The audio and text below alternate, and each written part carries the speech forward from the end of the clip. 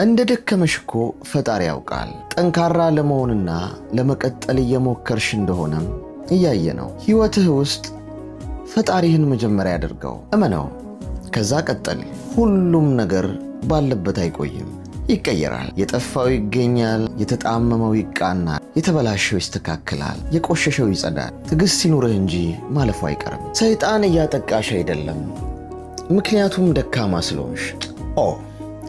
ሰይጣን እያጠቃሽና እየተፈታተነሽ ነው ምክንያቱም ጠንካራ ስለሆንሽ። የሞተን ውሻ ማንም አይደበድብም። ሰይጣን የሚያጠቃውና የሚፈታተነው ጠንካራ ስትሆኝ ነው፣ ዋጋ ያለው ሰው ስትሆኝ።